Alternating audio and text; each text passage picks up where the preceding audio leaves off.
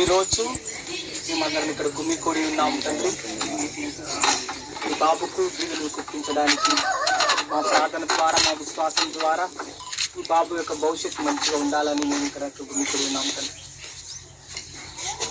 అలనాటి రోజున నువ్వు ఇంతమందిని దీవించిన దేవుడు, ఈ రోజు కూడా మేము అడుగుతున్నామయ్యా, ఈ బాబును మరి ఈ కుటుంబమును వీళ్ళకు సంబంధించిన ప్రతి ఒక్క వ్యక్తిని దీవించమని ప్రార్థిస్తున్నాం తండ్రి. వారి యొక్క బాబు యొక్క వెంట్రుకలను మీకు సమర్పించి ఉన్నారు తండ్రి.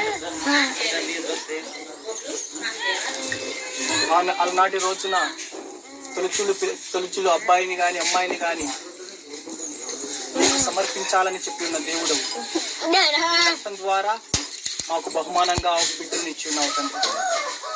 ఈరోజు అదే విశ్వాసంతో ఈ యొక్క వెంట్రుకలను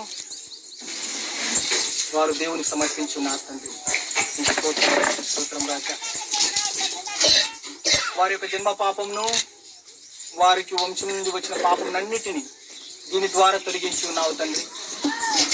వారికి బహుమానంగా తిరిగి మరి యొక్క ఆ బాబును వారి కుటుంబానికి ఇచ్చున్నావు తండ్రి.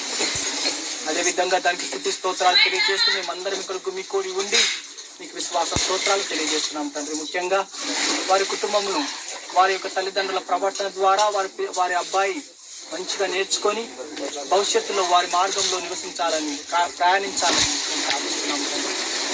వారు మంచి అలవాటు నేర్పించాలని, ఈ రోజు నుంచి చనిపోయేంత వరకు వారి యొక్క అబ్బాయి మీ యొక్క దేవదూతల ఆధీనంలో మీ యొక్క పవిత్రాత్మ వరముతో పెరగాలని మేము ప్రార్థిస్తున్నాము తండ్రి.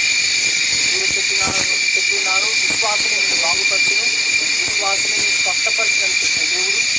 ఈరోజు అందరూ మేము గుమికూడి మేము ప్రార్థిస్తున్నాము. ఎక్కడైతే గుమికూడి ఉండి ఒక అంశం కోసం ప్రార్థిస్తారో తండ్రి దేవుడు ఆ యొక్క ప్రార్థన వింటానని చెప్పి ఉన్నావు. ఎక్కడైతే ఇద్దరు ముగ్గురు గుమికూడి ఉండి ప్రార్థిస్తున్న సమయంలో వారి మధ్యలో నేను ఉంటానని చెప్పిన దేవుడము.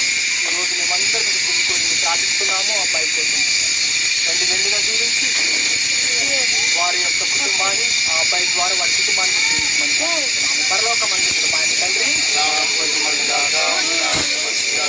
మీ చిత్తము పరలోకమందు నెరవేరినట్లు భూలోకమందు నెరవేరుగాక.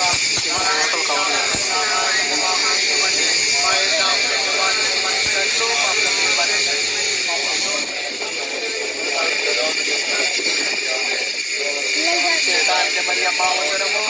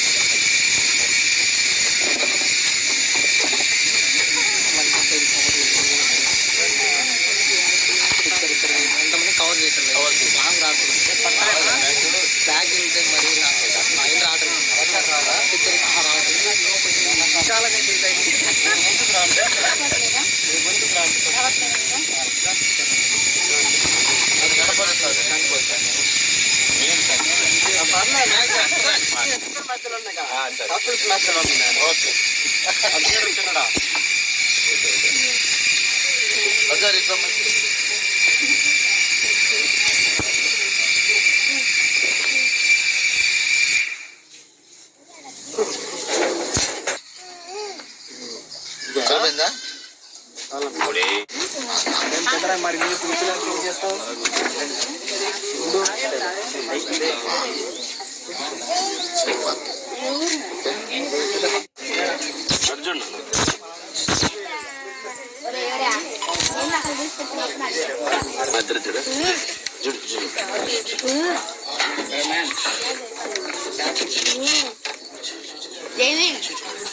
David.